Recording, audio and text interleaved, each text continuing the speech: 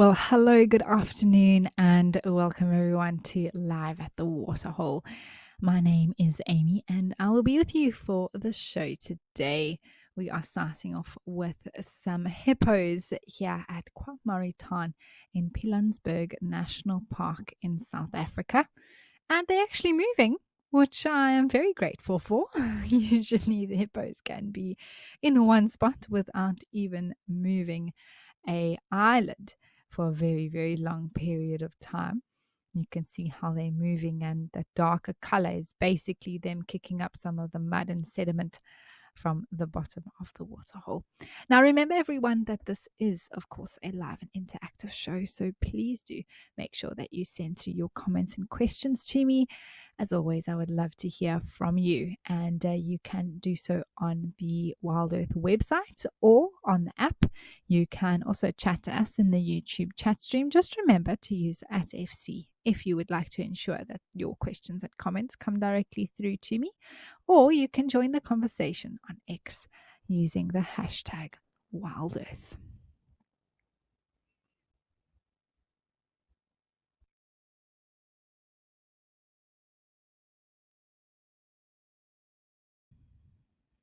Now, these hippos were just repositioning there. I'm not sure exactly why.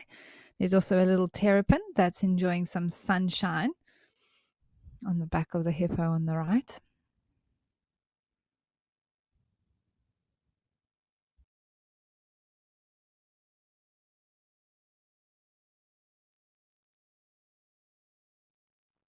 And this is the first time I've actually seen hippos in this waterhole myself. They're not always here, I don't think.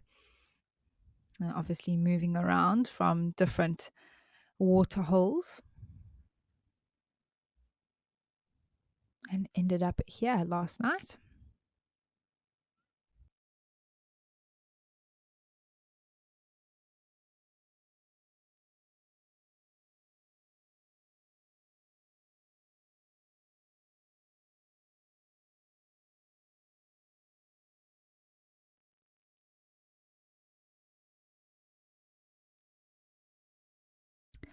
Grant, thanks for saying hi. Yes, this is a lovely start with this pod of hippos.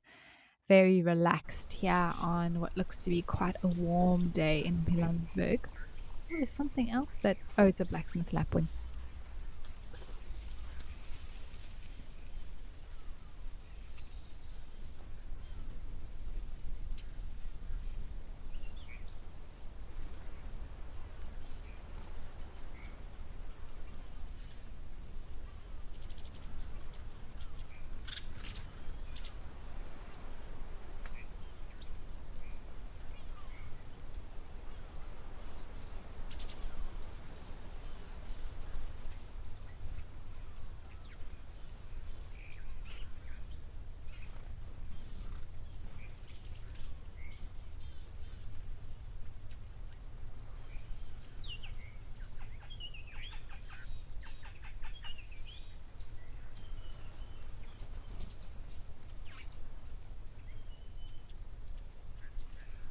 Ah, there's an impala.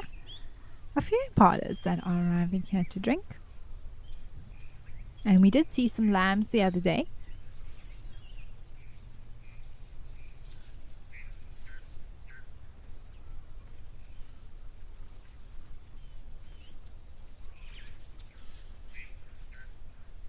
Mercedes, hello. Thank you for always saying hi and greeting us. And indeed, happy Wednesday to everyone who is watching with us today.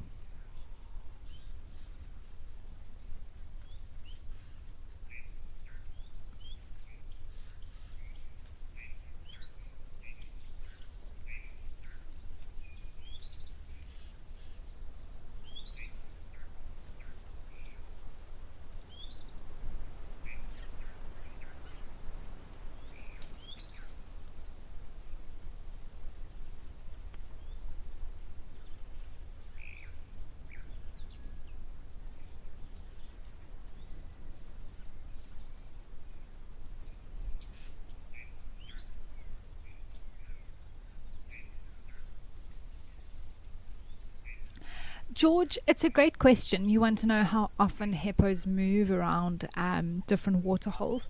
It really depends. So, actually, for a pod of hippos, so this looks like possibly some, let's say, just based on their size, maybe some bulls that have moved away from their natal pod, maybe a female with some younger ones that just based on resource pressure have decided to move here. But for the most part, hippo pods, the females with their calves and a territorial bull are quite, let's say, fixed in one water source depending on that water availability.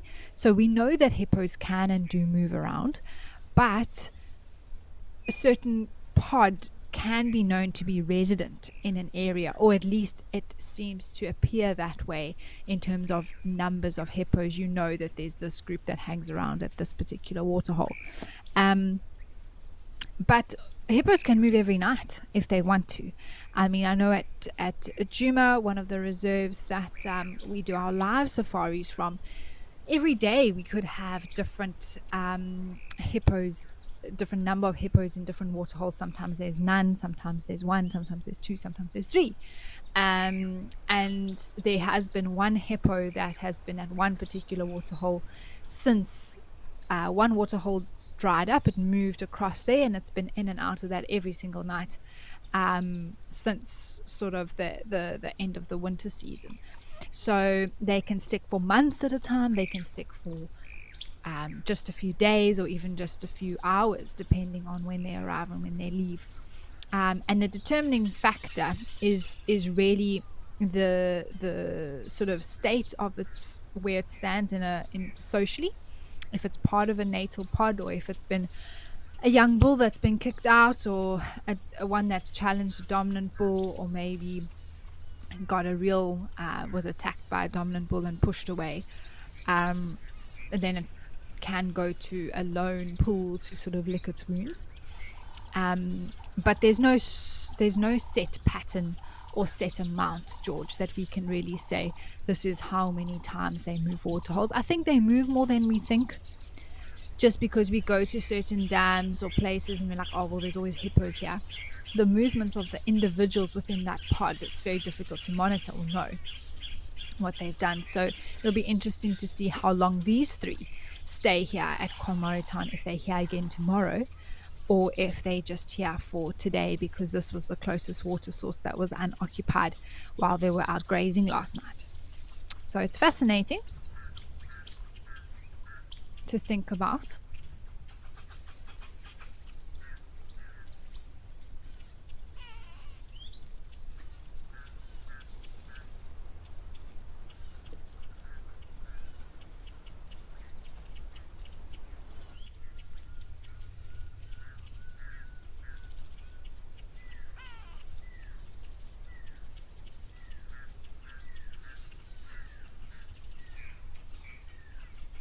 Looks like that terrapin might be making its way back to the water.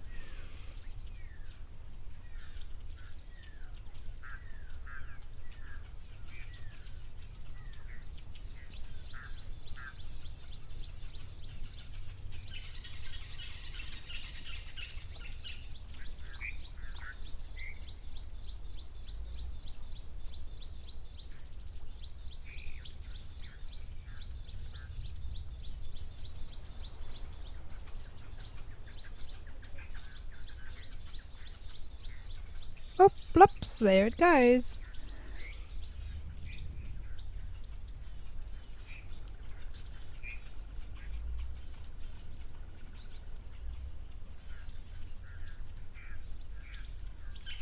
And Bruce, it's true, terrapins do rest in very random places, but they do particularly enjoy the backs of hippos. It's like a big rock for them, I suppose, that might be closer by and easier to get to than the shore of a water hole or something like, or even a log maybe. But they really choose whatever is convenient and available to them.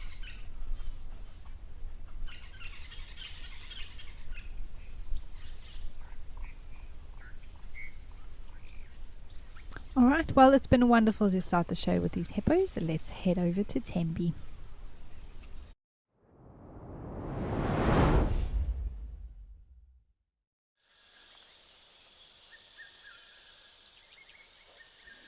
Here we have one of the most beautiful waterhole spots, I think, that we have access to through Africa. And here we have a herd of nyalas that have come down for a drink. So we've got the females there with the white stripes and sort of the very browny orange color. And then the male was just to the right. He has the horns and darker brown fur, also with a few white stripes down, but quite a shaggy coat.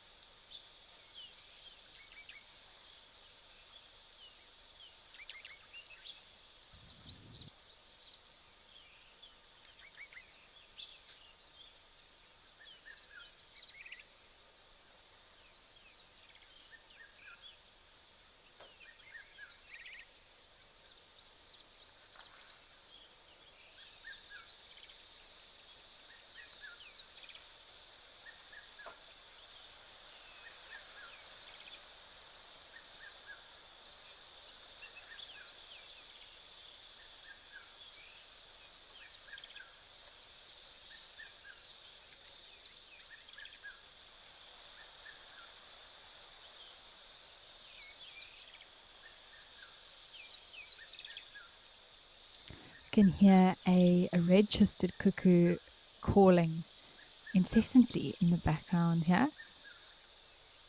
It's also called a pitmevrou in South Africa, which is just that it calls like pitmevrou, pitmevrou. Sounds like it's saying that.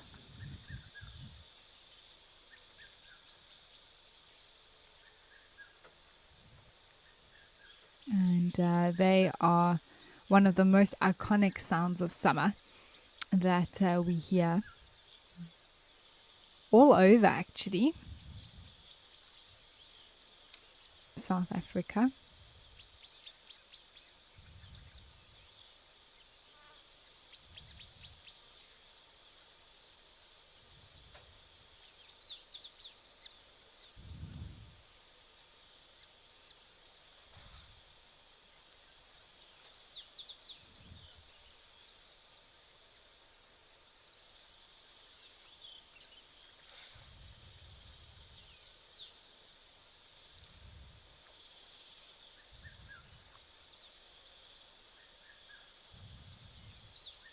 And they are, cuckoos in general are very difficult birds to see. But these, like the red-chested cuckoo, even classes cuckoo, black cuckoo, deirdricks as well, they tend to sit very high up on the tree canopy. But sort of, I suppose maybe deirdricks is more out in the open, but especially red-chested cuckoo and black cuckoo, I've noticed it's right at the top of the tree canopy, but not exposed, so not out in the open. And it makes them very difficult to see.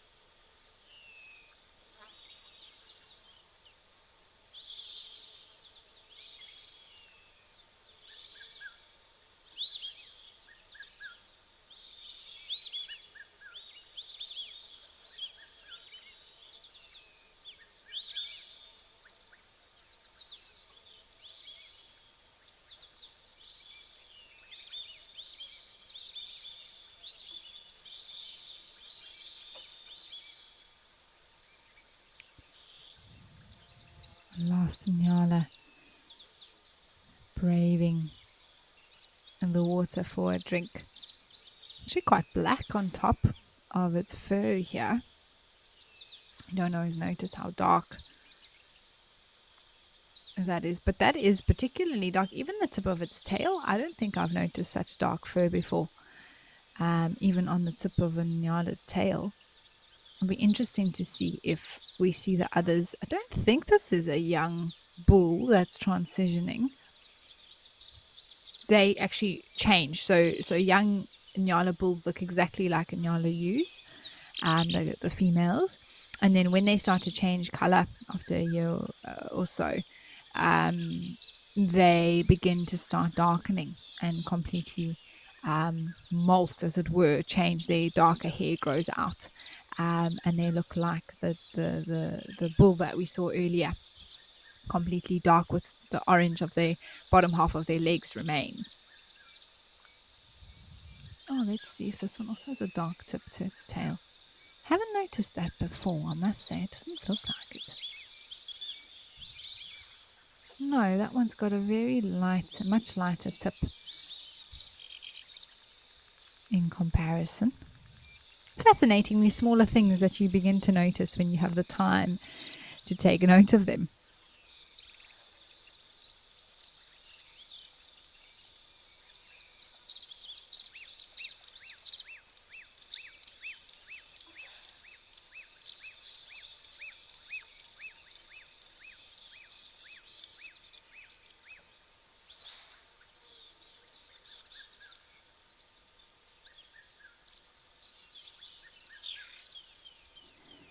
Katie, it does sort of look like they have little black socks on. I think, of course, their hoof is dark, but then the back of their, sort of just above their hoof into the bottom half of the leg,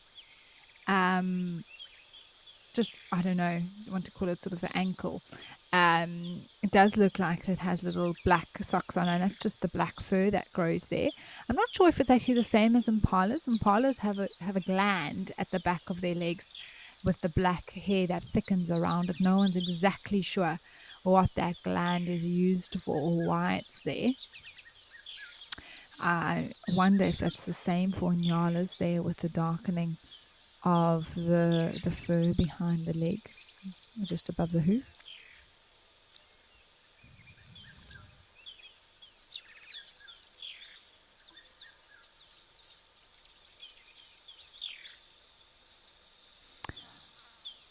Well, I always love when we're able to visit lots of different places. Let's head up to Namibia and see some wildebeest at Onguma.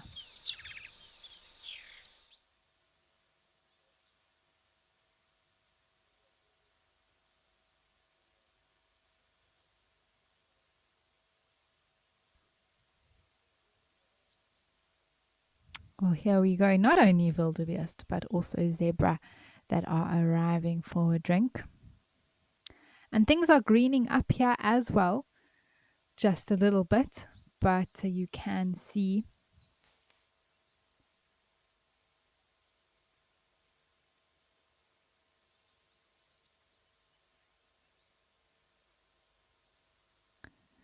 the vegetation is starting to green up on the trees there.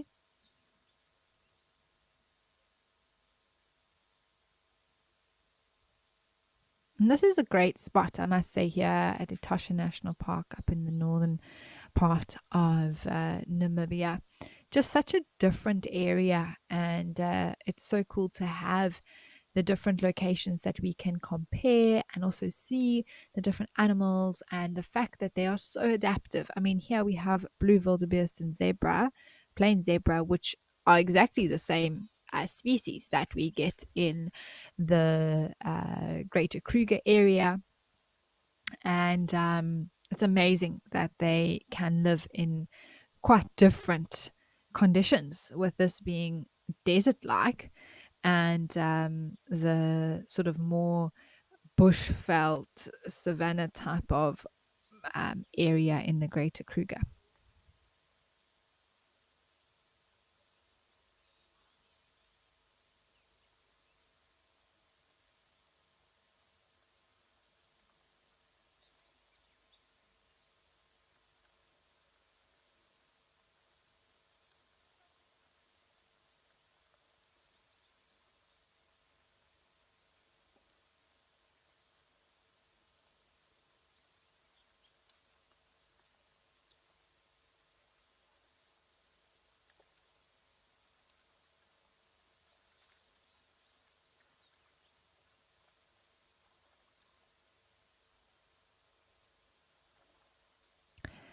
Byron, it does have some resemblance to the Great Migration, just that sort of look of them approaching from a distance, sort of in a line.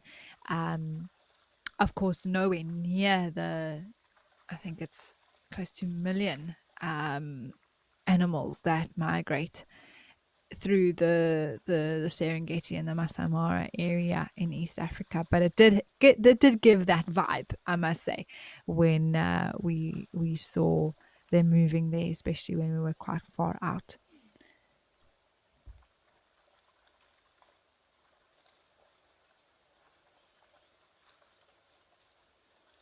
Ah, there's the water. I thought they must be getting there at some stage.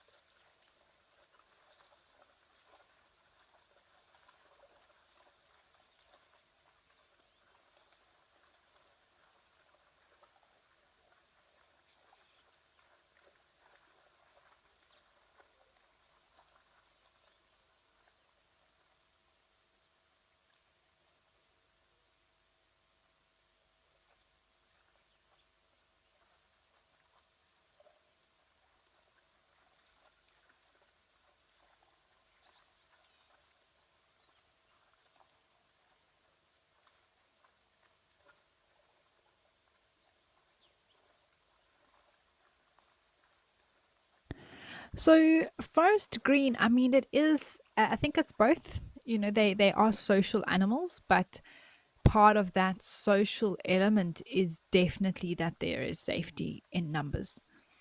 So, without a doubt, part of the advantage of being in a group is that you're not the only one. There's more eyes, more ears to look out, more noses to smell for danger, but also your chances then of being um, preyed on are far less because there's more possibility that a different individual will be preyed on instead of you. So that's part of it. Whether they thinking about all those things or just going on instinct is a different story. But obviously, as humans, from the outside perspective, we have the intelligence to be able to analyze all these things and how the natural world works. Oh, wow, some of these females are really pregnant.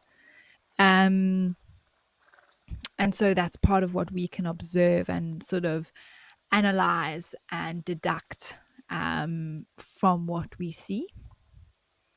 But their social structure is one of a group. And so, largely with wildebeest, not, let's say, ranking very high in comparison to something, let's say, like an elephant on the intelligence scale, very much a herd mentality. And they will follow where one goes, no clear leader within the group or anything like that. Um, on the other hand, or part of that, is that the territorial males do tend to be on their own, but that's why often we'll see a territorial bull, wildebeest, hanging out with the zebra or even impalas sometimes. Yes, Jackie, it's wonderful to see the pregnant animals. I mean, there were some zebras there that also looked quite pregnant, but the females now all leading up to when they're going to drop their little ones. I think Namibia could be a month or two different, but still within the summertime. I know very much in um, South Africa, particularly in the Greater Kruger, we see the wildebeest calves dropped in the first weeks of December. We had one or two early birds. Now last week when I was at Juma, actually, which was a wonderful surprise. I think Steve saw his earliest one of the naturalists who was driving at Juma, who saw the first wildebeest calf a few weeks ago. So there are one or two that have come very early, but for the most part, we should see this herd with all their babies within the next month or so.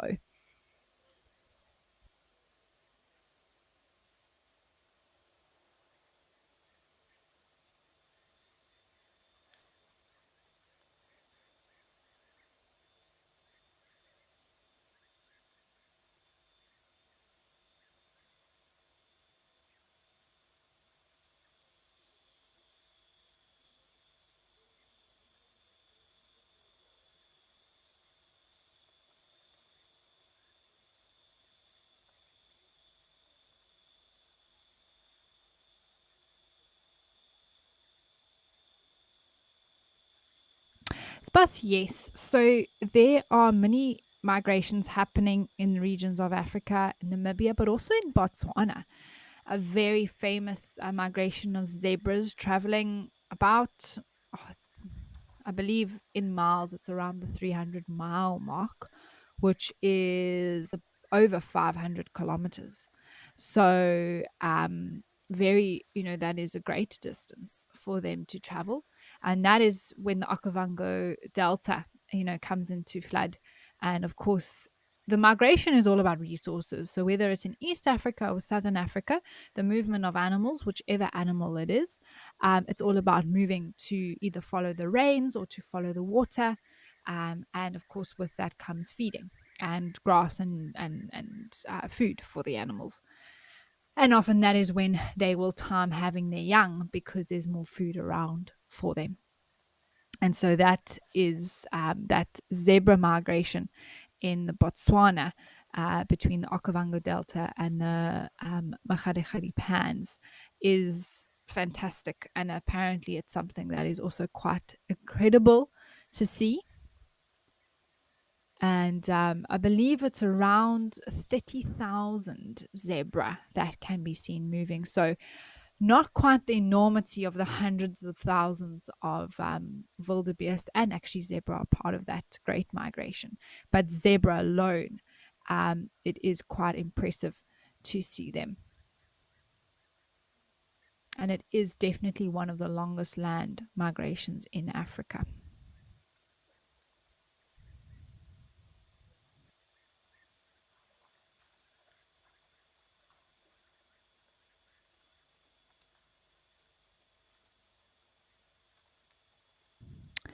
So, Jamie, when it comes to timing having their young, certain species have breeding seasons. So, the females will come into estrus or heat or into season at certain times of the year. So, therefore, that is when they can fall pregnant. Then, depending on their gestation period, for a wildebeest, it's about 8 months, around about 8.5 months. And then they'll drop their young that time late, that many months later. So therefore we get the sort of influx of all the babies being born at once. For other animals, for example zebra, they don't have a fixed breeding season. They can actually have their young throughout the year. Their gestation is about 11 months. So the females will come into estrus at different times of the year, and that can be triggered by multiple things, whether it is something that tends to happen because it's, let's say, a year long, just less than a year long. Let's say the good grazing or the rains with the water and the good resources and food would mean that they coming to estrus around the summertime. So that means their babies are then born a year later in the next summer. For example, that's just one example. We do see babies at other times of the year. Estrus is part of a body's cycle.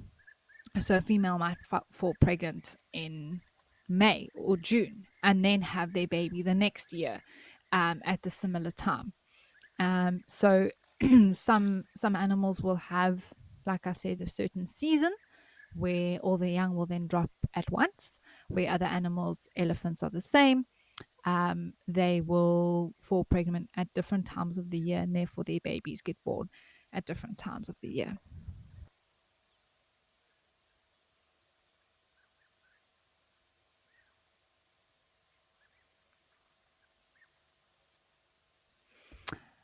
Well, this has just been wonderful to spend some time here at Onguma. Really, really cool.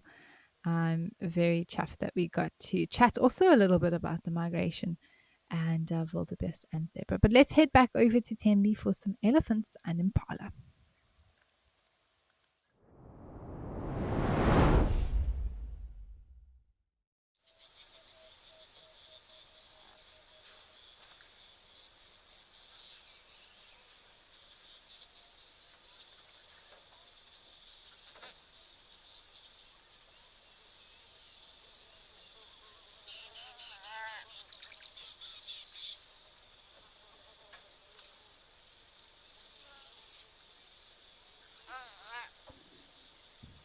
This boy looks like he is really just relaxing. I'm not sure what he's doing. and whether there was a piece of grass, so he's trying to feed. Okay, he is using his foot there.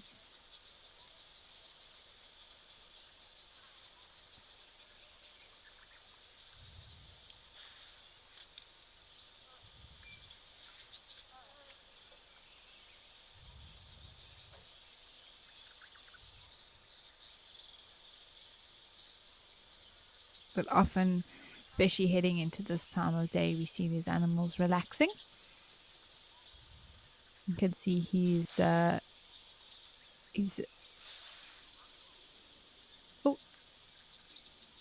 I thought he was going to do something there,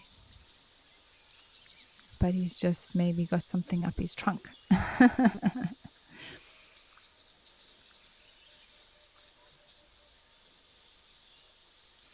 Animal lover, you say this bull looks very old. It's an interesting one. I'm also trying to gauge the age. Elephant aging is a guessing game, really. There's, of course, different things that we can look at to give us an idea. But that he does have very tattered ears, I will say, animal lover. However, his head doesn't seem too big. His tusks aren't that thick. His temples aren't really deeply sunken in, which are the other features that I would also use to help me give some sort of idea of age for the individual. But definitely 30 years plus, maybe even around the 40-year mark already.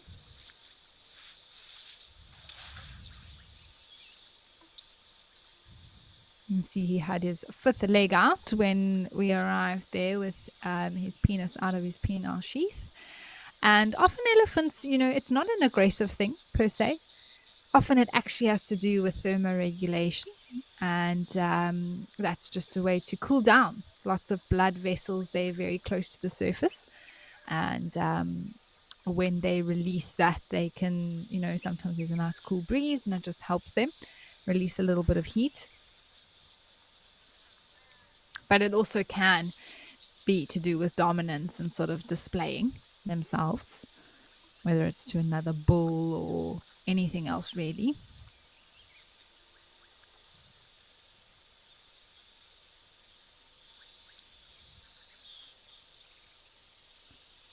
And Nyala's going to move very quickly. There we go. I love watching an Ellie walk off.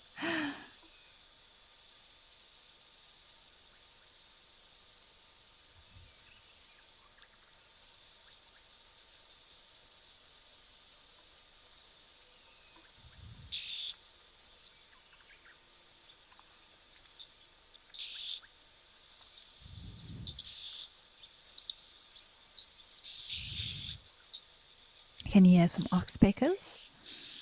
Very distinct sound in the bush once you are familiar with it.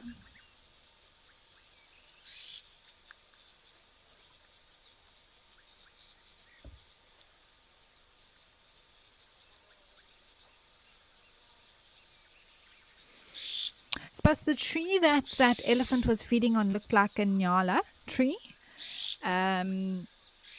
Just by the way that has a very particular bark in nyala trees. And so that did look like one that it was reaching up to feed on there.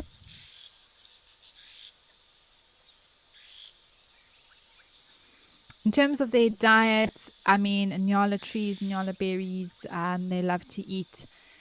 There are probably a lot of thorn trees, whether it's balloon thorn or anything else really that they would enjoy.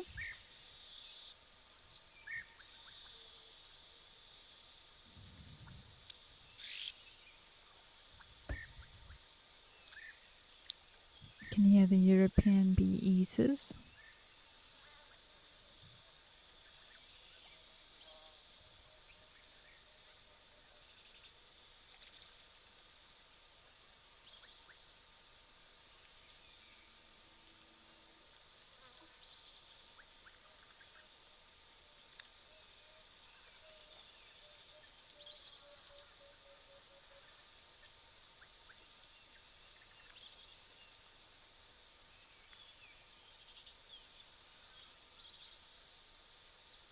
Some stalks are here.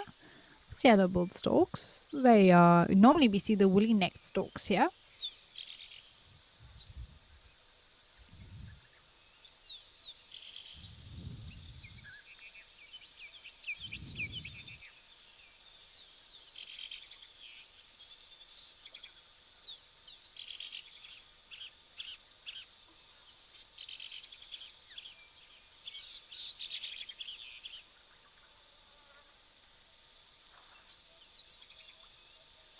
Now there we go. So that's the male Inyala with the female. You can see how different they are.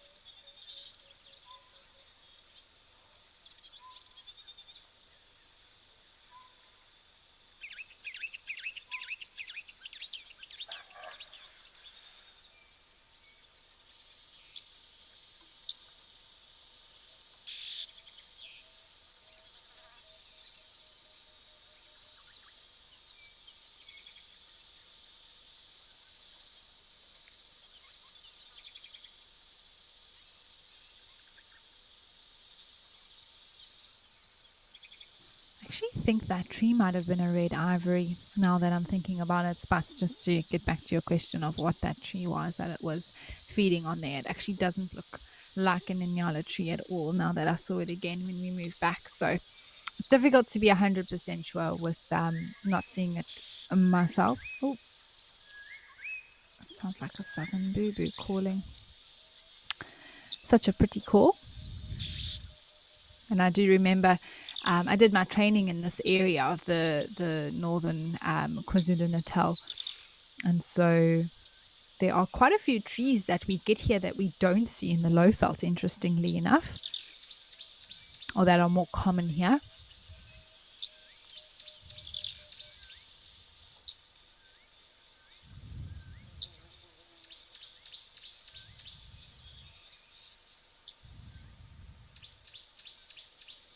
I'm fascinated by these Inyala tails that have a very dark tip to them. I'm now going to check the Inyalas at Djuma as well to see if they've got these very black tips, or maybe this is something that's in the genes here of the Inyalas of northern Zululand. I just don't ever remember seeing them with black tips.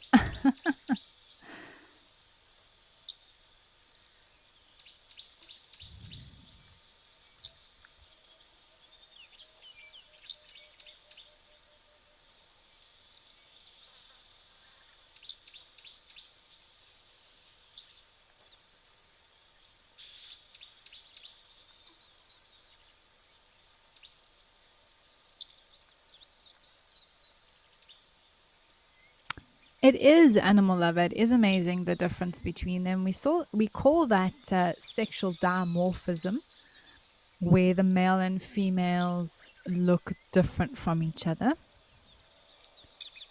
And so that sexual dimorphism is not present in every animal. So, for example, male and female elephants look the same. Often male and female birds will look the same, but there's many that aren't the same. So in breeding season, something like weavers, the males become different to the females. Specifically in birds like, for example, pin-tailed widers or widow birds, they get very dramatic feather coloration, and the females look rather drab in comparison.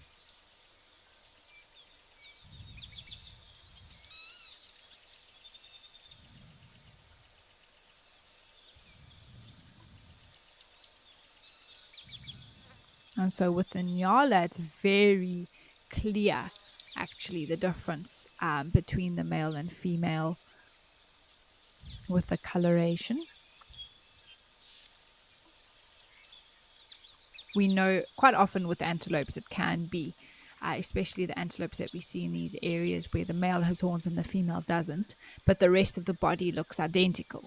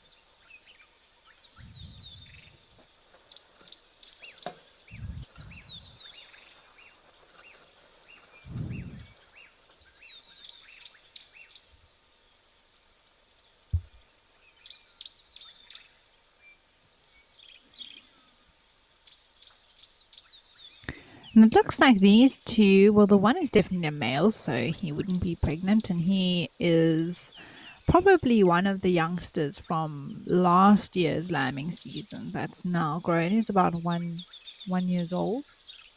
You can see that by how straight up the horns are.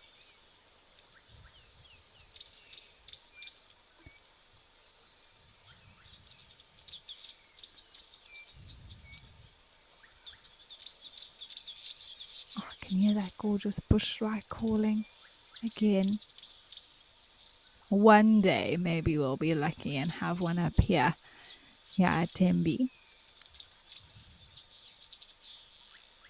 Maybe come for a drink or something like that.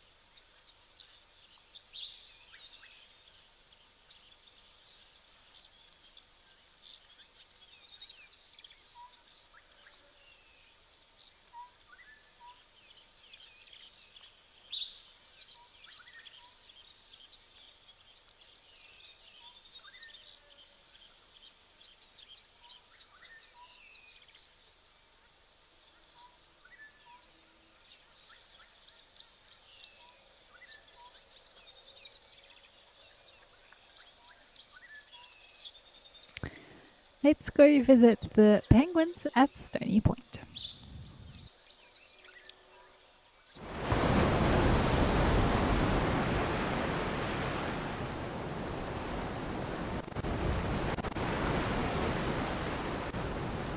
Looks like the sea's a little bit higher today, doesn't it?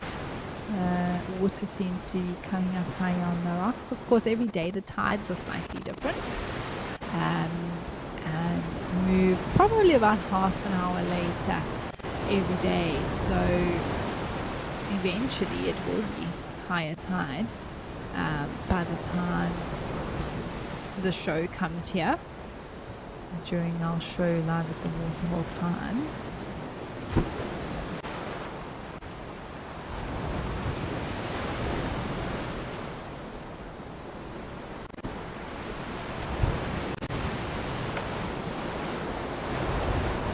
The penguins look like they are just loving the sun. Just enjoying it so much. You can imagine if you're swimming in such cold water, of course their fur and the way they are, in terms of their skin and their fat content and the fur that they have is all very good with being able to keep them warm. But I'm sure there's nothing quite like being able to just get that extra warmth from the sunshine.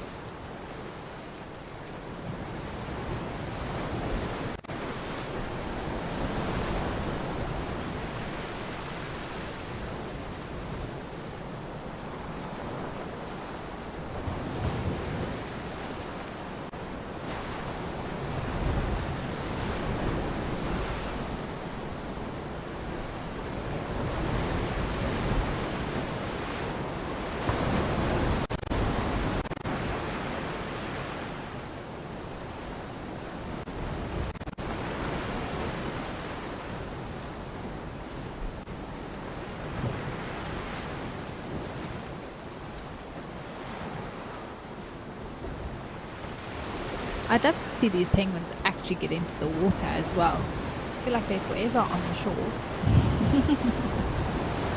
I mean, they obviously must swim and get food.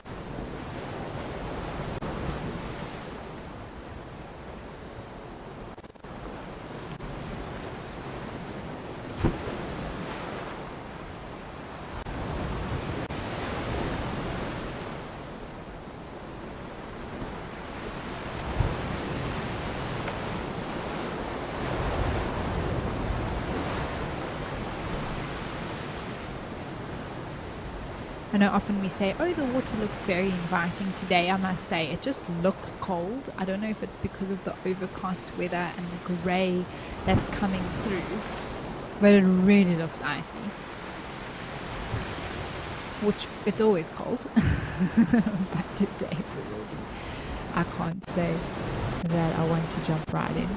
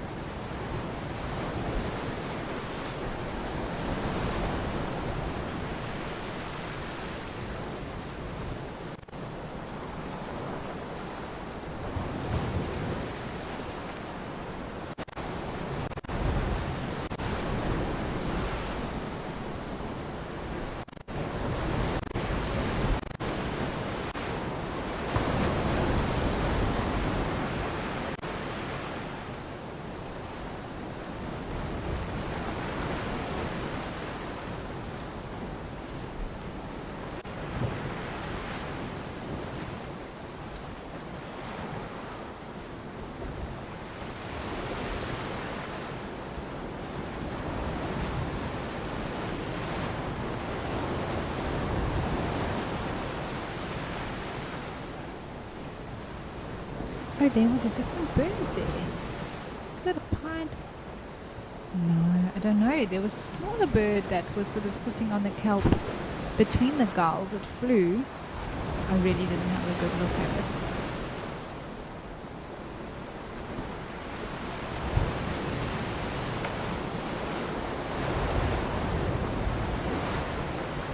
Maybe even a white tail.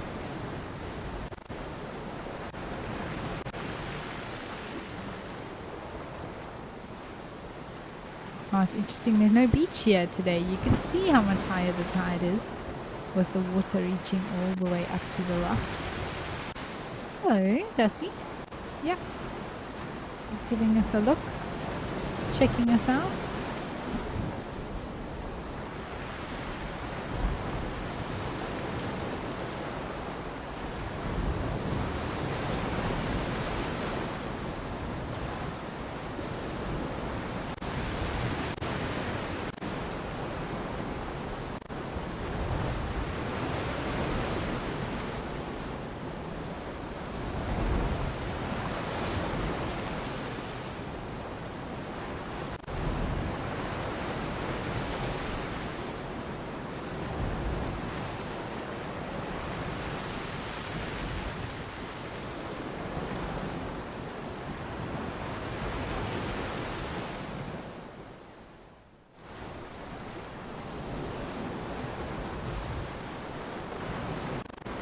Looks like a little bit of a younger one there.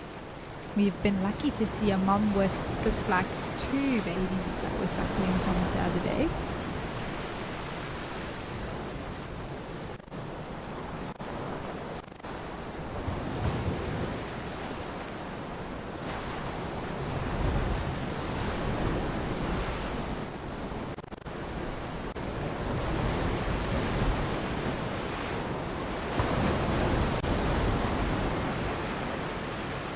Isn't that just one of the cutest faces? Yesterday we were spoiled with some very cute squirrels to start off, baby squirrels to start off our show. That's a very cute little Dussie.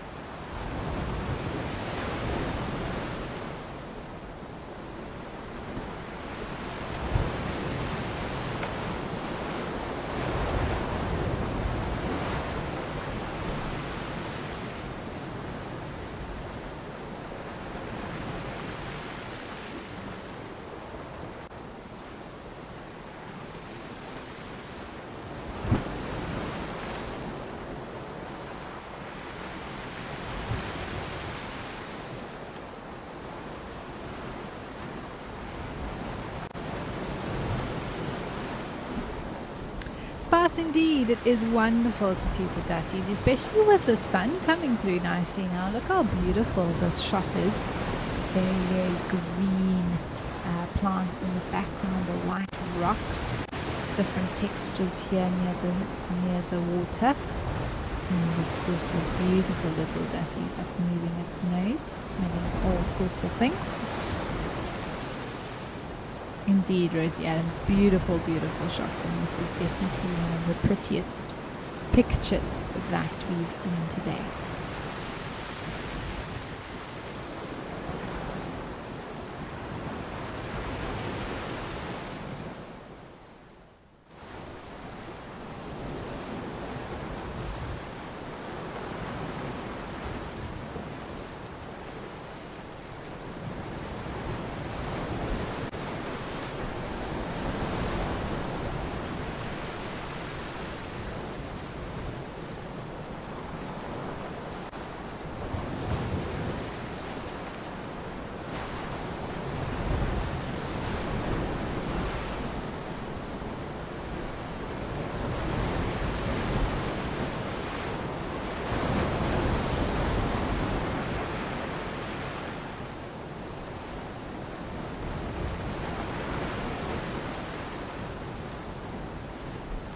Oh, there's a lizard. Oh, that's very cool. Just saw the movement there now. Joanne, happy Wednesday to you as well. And I know we're at your favorite spot here at Stony Point. So thank you for joining us. Oh, this looks like could be plated or girdled lizard. Can't see all the detail there.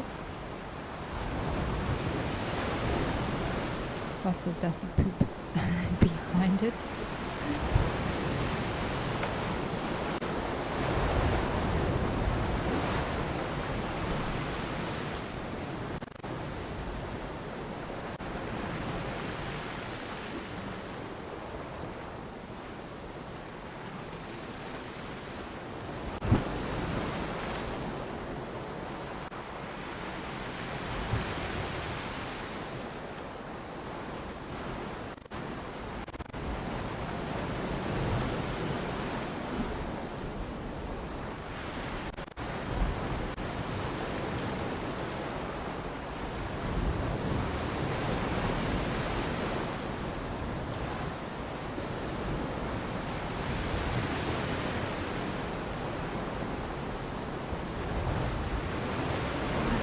A girdled lizard. So have a look at those legs, even the tail, around the neck as well. It's very interesting sort of scale design.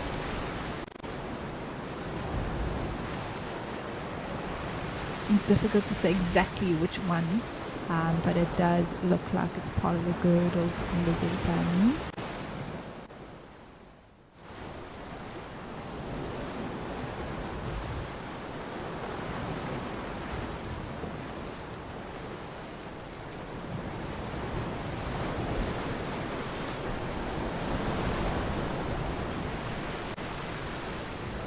So I think it is actually just the cape-girdled lizard.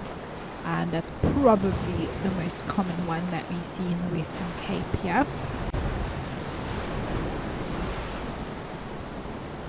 And I think it's also definitely enjoying some sunshine.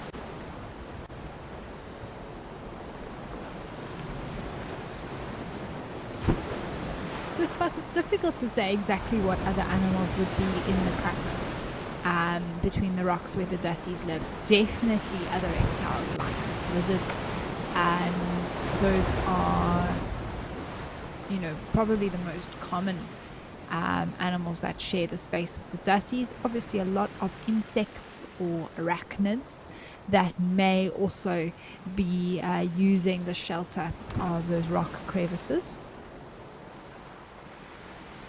Sure, different reptiles, maybe even some snakes, but lizards being probably one of the more common types that we would see are hanging around here with the dussies.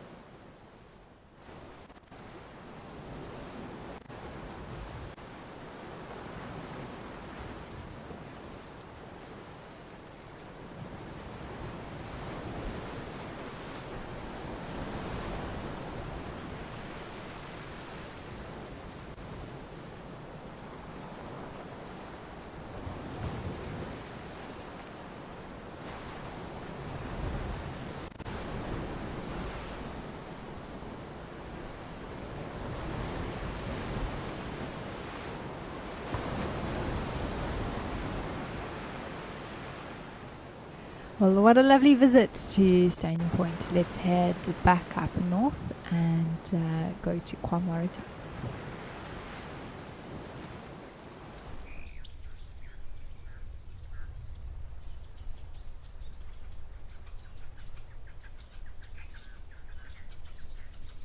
Well, our trio of hippos are still here, relaxing, moved slightly. The one now resting looks like its chin, and the other one's back.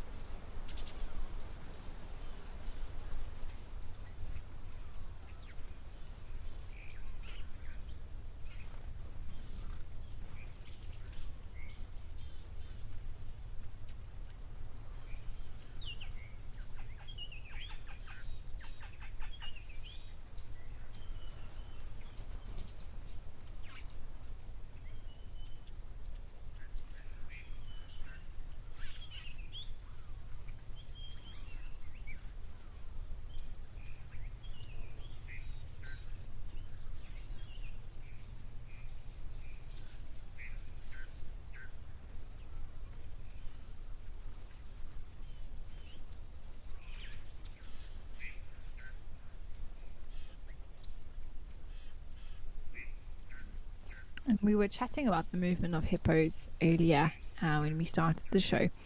And it's also part of the determining factor of where these hippos are and how often they move is how far they have to travel for food. So, in times of plenty, in seasons of plenty where, there's lots of grass around, they don't have to walk so far and can quite easily manage to end up in the same pool that they started off with, or slept in, or sort of spent the day in that day.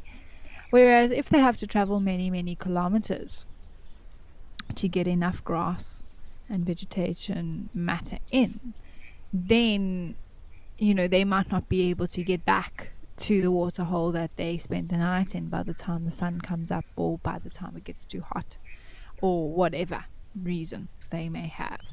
So that's also part of why we sometimes see hippos in one pool the one day and not the next. Marcy, yes, hippos are territorial towards one another, but really only in and around water sources. They're territorial over their water pools, particularly the males. Females will obviously defend their young, but not so much the whole water hole or part of a river, wherever they find themselves. Males, however, most certainly are.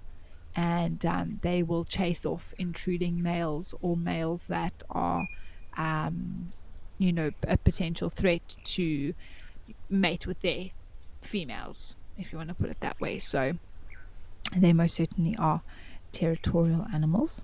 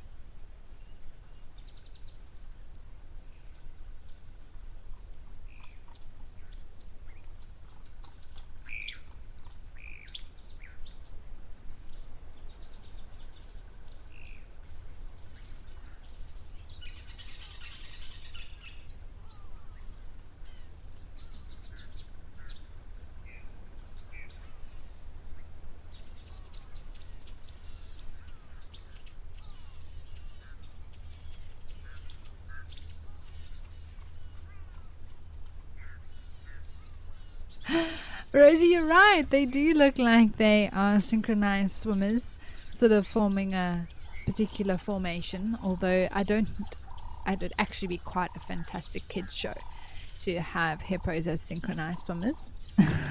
Well, I would actually find that quite entertaining. You can imagine them with their swimming costumes and flowered swimming hats and their nose pegs. I don't know what you call them. Like synchronized swimmers have. I don't know how agile they would be, but always willing to let them have a go.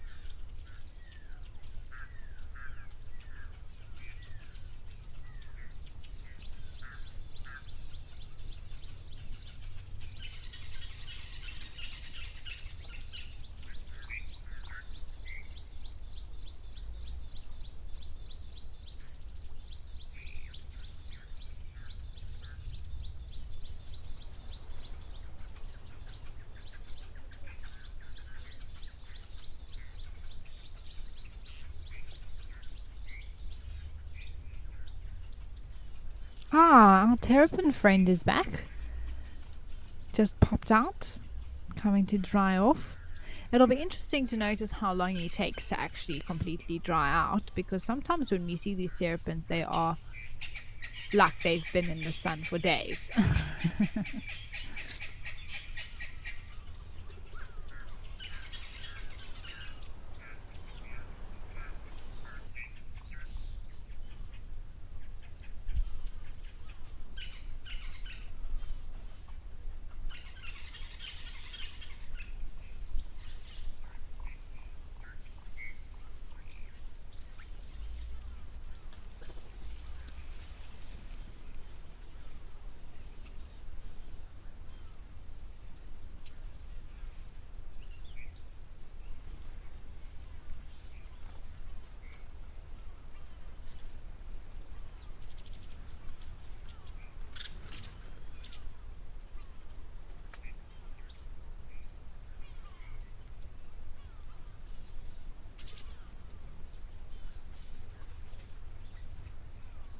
They really are adorable, though. I mean, they're not the most attractive creatures in the world. However, these cameras are amazing, and we get so close in to see the detail. It's like we're wearing a pair of binoculars, which is fantastic.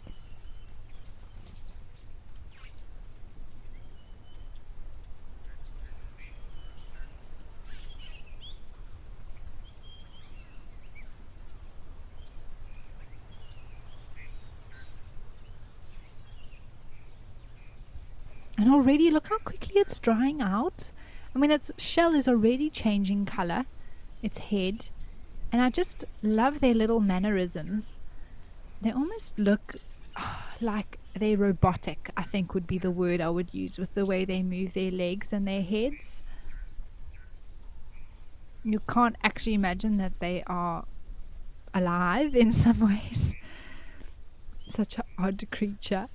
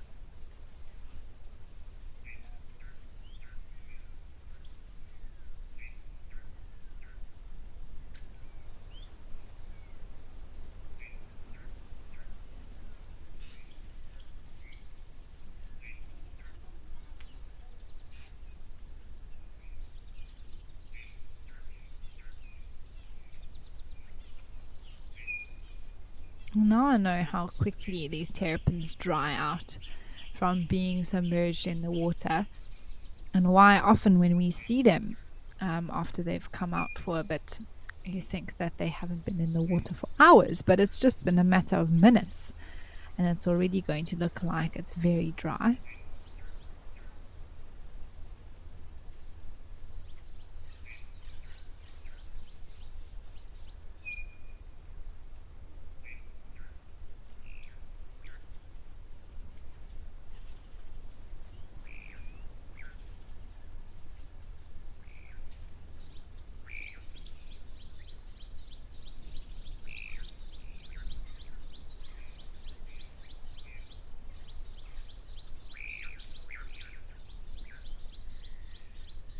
But I have seen it happen with hippos, particularly territorial bulls.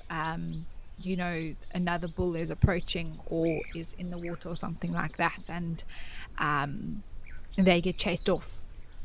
So I have seen it happen. It's fascinating. I've seen hippos fighting before, but nothing too serious.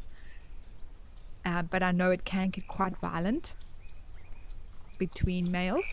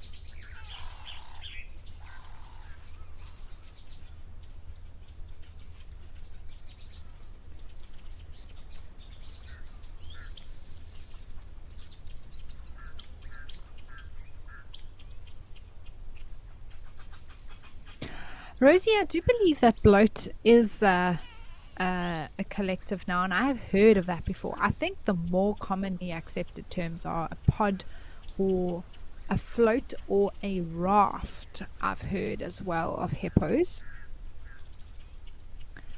But I do, somewhere along the line, I think bloat has popped up. I can't say that it's one of the most commonly used names.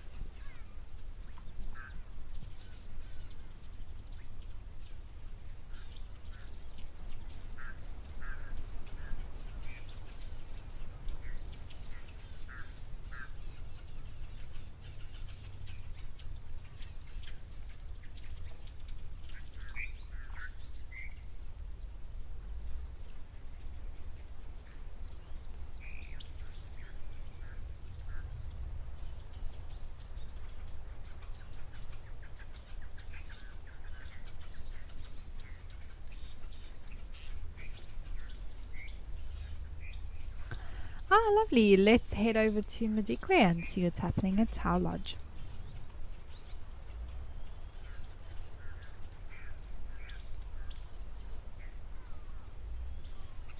Well, I actually haven't been here for the last few shows, so this is wonderful to check in here. I see some zebras are around. There's some greenery again. This is fantastic news for the animals. I'm so happy for them.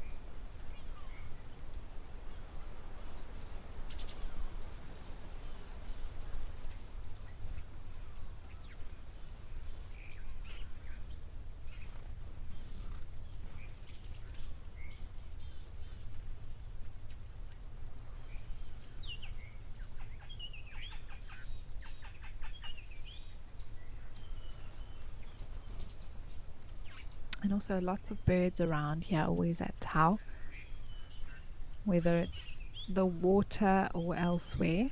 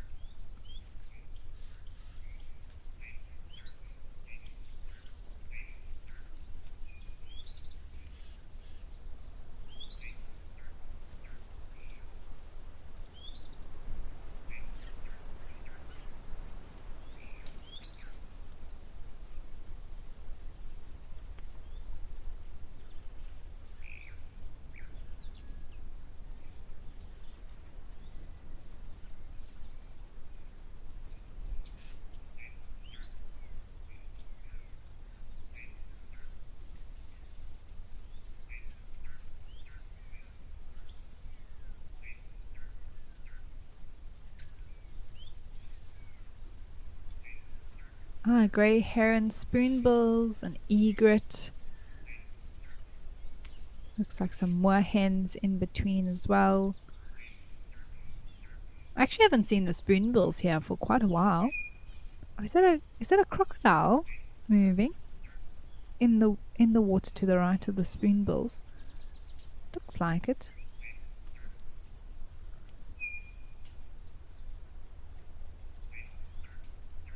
Or is it a monitor lizard? Could also be that.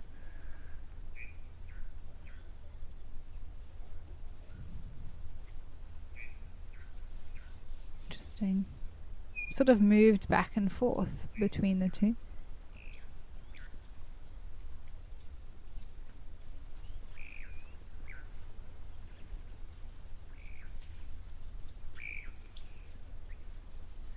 Oh, it's birds. It just looked like the movement of sort of legs, but those are some red-billed teals. It was a little bit blurry, so it just sort of looked like the slow movement through the water. There's a black-winged stilt there as well to the right.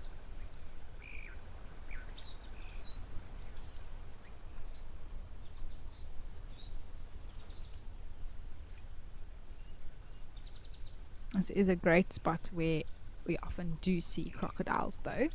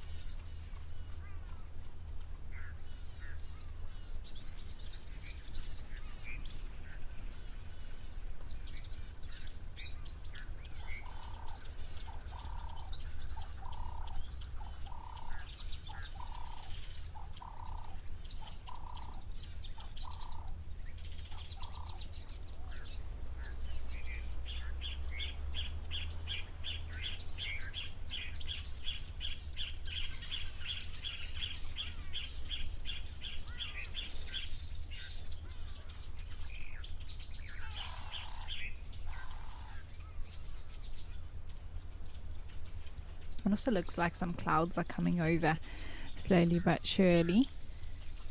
Hopefully that means some more rain for Madikwe. That's a little zebra that seems to be on its own, but I did see the other zebras around earlier, so it definitely is not completely by itself. Oh, Bunny, the sounds of Africa are amazing, and this show particularly shows them off very well.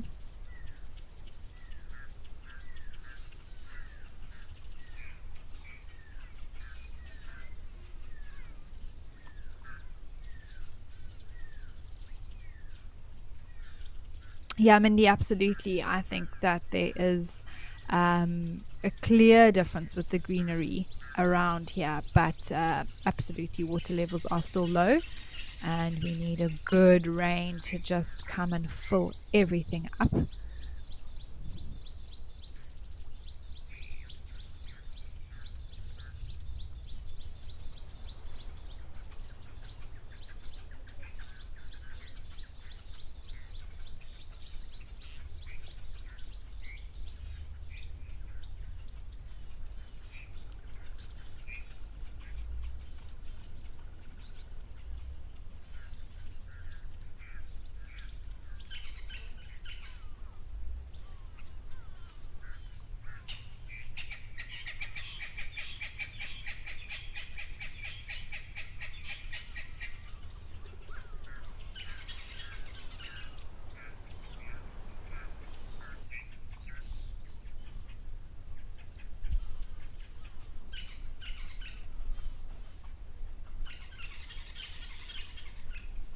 Okay, exciting. Let's head over to Juma where some elephants are coming down to the waterhole.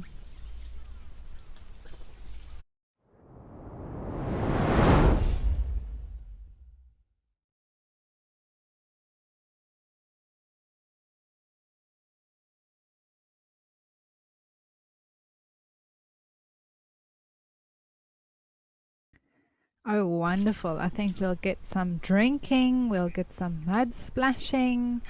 There are so many arriving, everybody. From all over there by the dam wall. Very excited to get to the water. You can see how quickly all of a sudden they're walking. This is one of my favorite moments to share with all of you at home or guests on a vehicle, is when elephants are coming down to drink.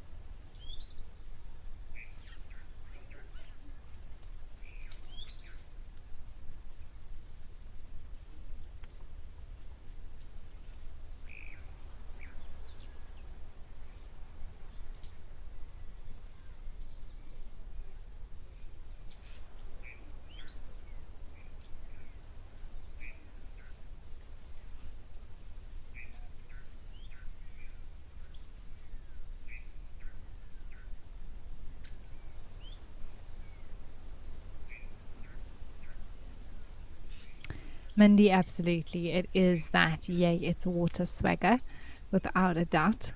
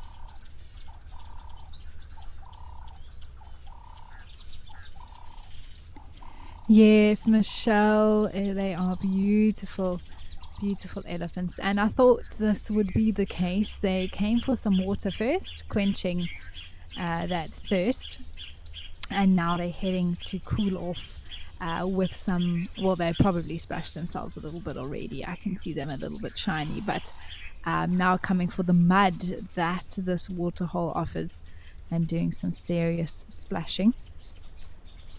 And that mud will then stick to them and help keep them cool for the rest of the afternoon. And it is an absolute scorcher, I believe, in the Lowveld today, nearing 40 degrees Celsius. So they definitely will want to be cooling down.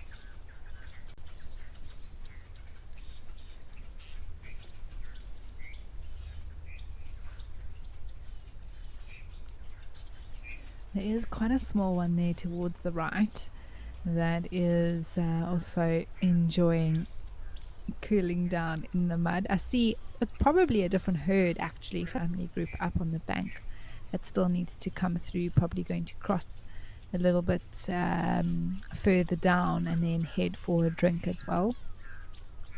Maybe even, oh, they are going to come out there, aren't they? Perhaps head to the mud first, I'm not sure.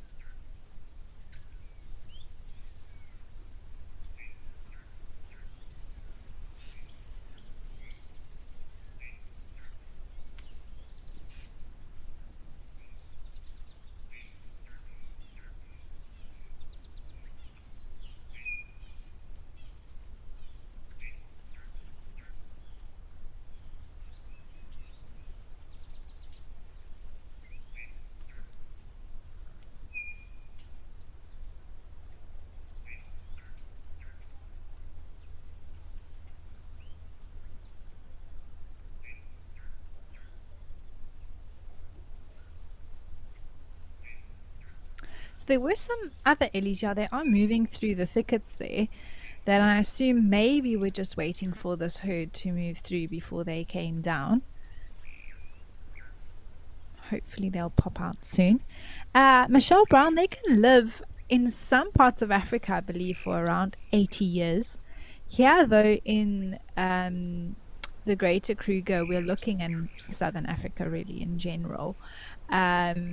Places that don't have a lot of grass, Botswana being an exception to that. Around 60 to 70 years on average. So it's a very long life, almost that of a human.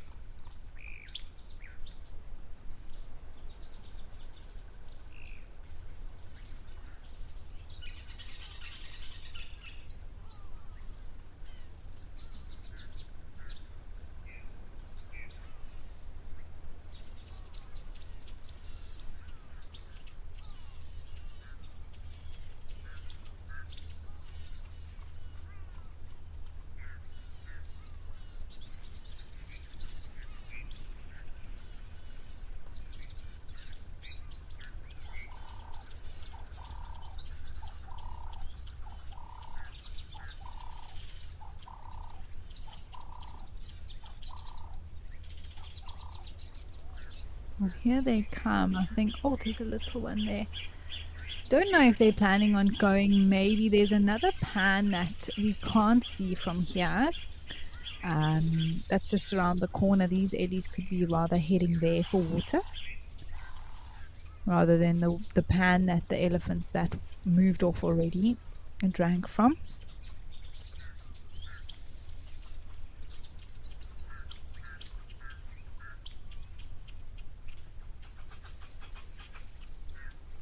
And I think that's probably what is happening. For whatever reason, they're choosing to go that way, or they're taking a very long loop around to come through and around to this pan. But it's not actually very far, the pan's distance between one another. And the matriarch would decide which pan they would go to for water. It does look like they are heading off in that way. And you can see how they're walking in a line like this, very much on a mission. You know, they might stop and look at a tasty leaf or piece of grass here or there, but for the most part, they are moving quite quickly in a certain direction.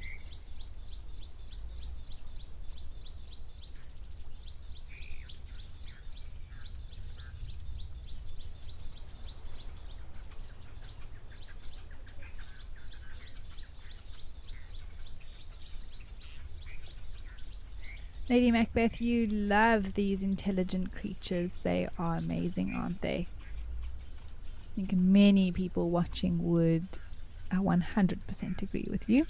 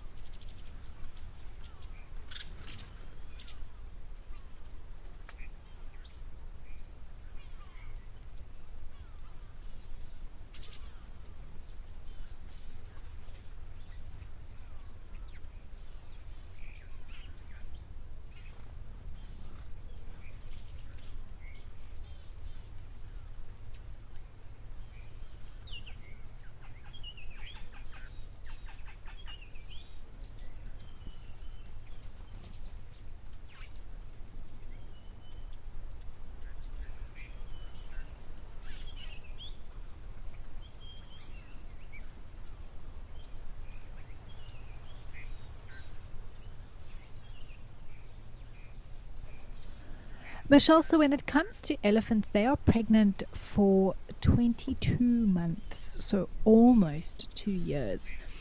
And of course, they have to develop quite a large fetus before it is born. And so that just takes time.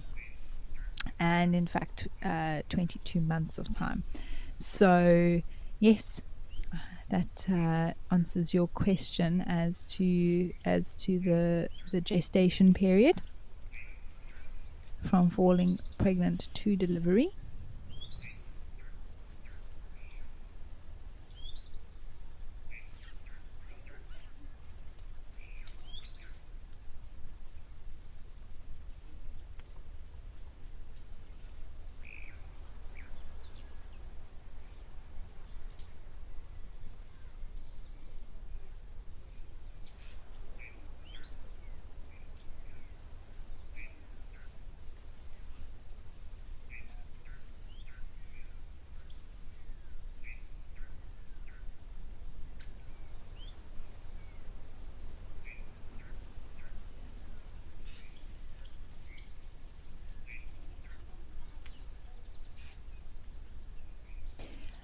Well, we are going to leave Juma now. I see the marabou stork is still around. Yeah, he's been around here for a few days. Let's head back over to Tao.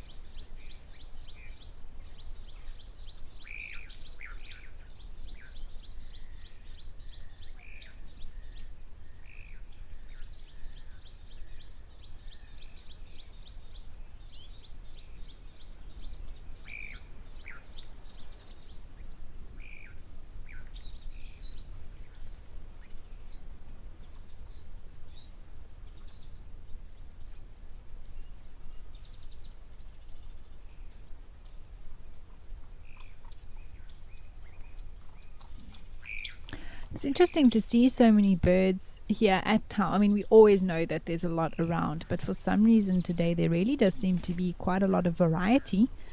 Like I was saying, from the spoonbills to the great egret, moorhens, black-winged stilts, Egyptian geese, of course, lapwings.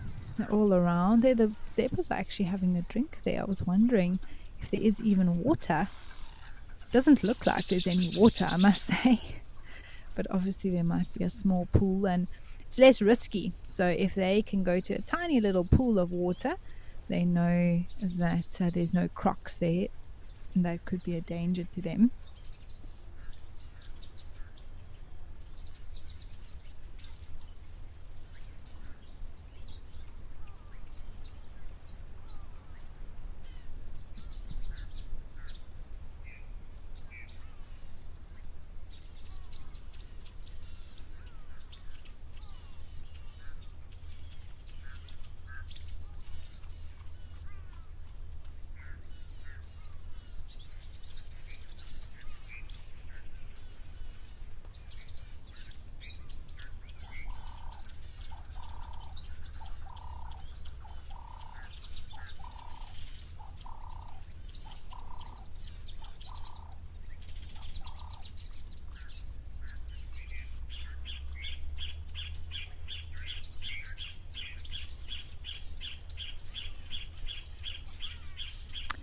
Yes, exactly, Catherine. It is finally getting green at the Tao. I've been waiting for this day. Even there, you can see behind where the zebras are standing between all the rocks.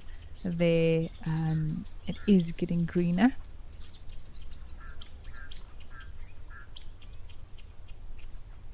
Ooh, is that a three-banded plover or is that a different plover? I know sometimes we can be lucky with one or two other little specialty waders. You just have to look so carefully.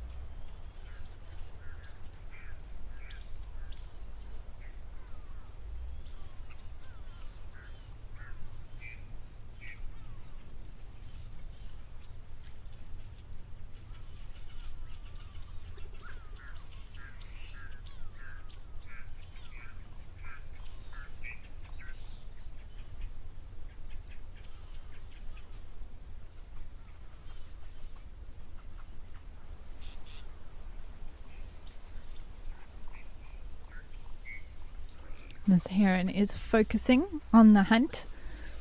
And we've been lucky to see herons catch, well, birds, but particularly grey herons catch some amazing things. Or birds catching fish on the show live.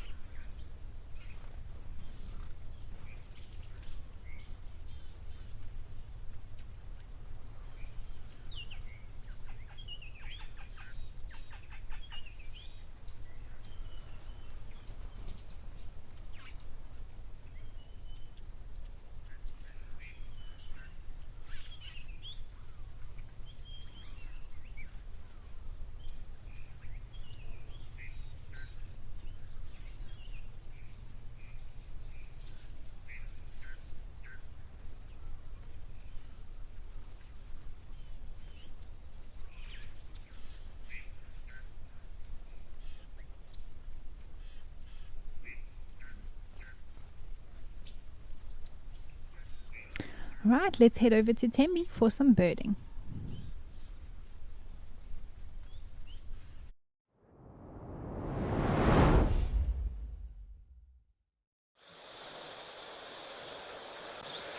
Oh wow, these were the ones that we saw earlier, but at more of a distance. So it's nice to see all the white-faced whistling ducks on the right-hand side. And then it looks like 2 yellow-billed storks and a juvenile that's with them. Slightly smaller, a little bit more mottled feathers, but can't see exactly at this moment in time. There's also some at least one African jacana moving around there.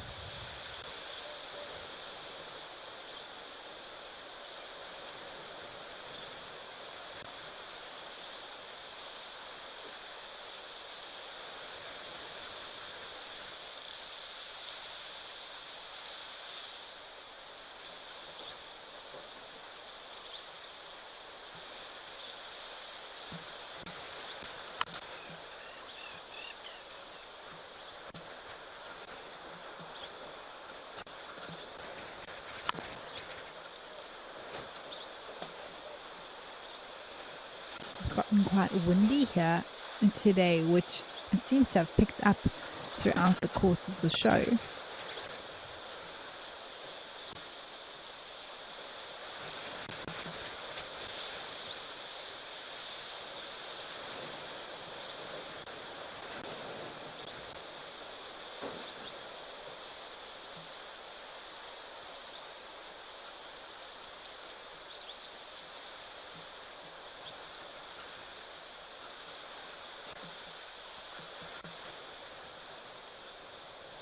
Yes, there is that. It almost looks like a yellow-billed stork that's been in the mud or the dirt almost, but it is a juvenile.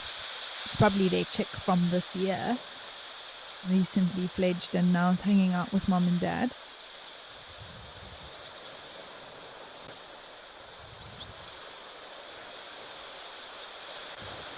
There's a jacana to the right. It's very small. I wonder if that is actually a baby jacana that's now following probably dad around, with them doing all the parental duties in the jacana world.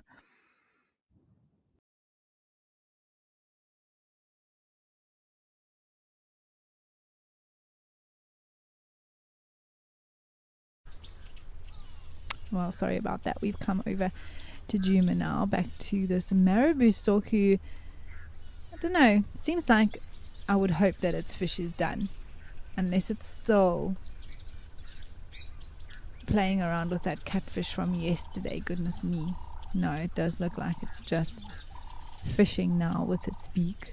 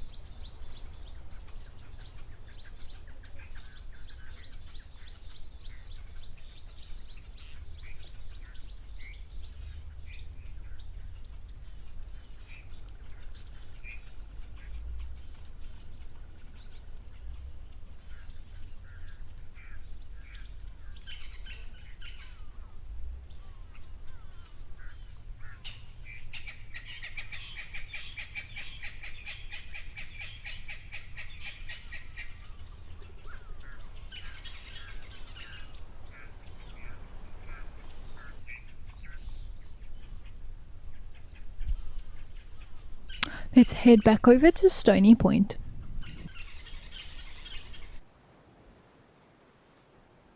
Wow, look how high the sea has pushed now. Unless the penguins just moved. But also I feel like there's a lot less penguins. Unless the rest of the group are further to the right. Maybe they're all heading off to go fishing now. They've had their rest. Perhaps they also wait for the tide to get high so that it's easy for them to get to the water. Fascinating. I mean, I can't say that I know the most about penguins. It's something that I'm learning more and more about since doing this show as well. And it's been fascinating to observe and learn more about their behavior. I was fortunate enough to have visited these penguins of the Western Cape, Stony Point, as well as at Boulders Beach along the coastline here. But yes, they seem to all be moving off. I'm going to head right into the water perhaps. Go off to find some, well, it's more of an afternoon snack than it is a lunch, isn't it? There they go. Oh, this is very cool. We always just see them sitting on the shore. And now they're going to go off. This is great. Bye, guys. I think they must maybe wait for the tide to get higher so that they can get to the water more easily, I assume. There are still one or two there to the right-hand side, but this is lovely to see them moving off.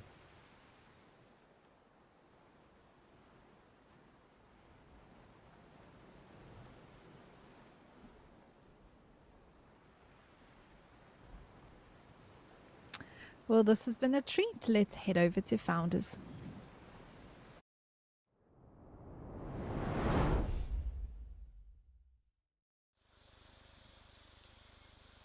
Oh, beautiful.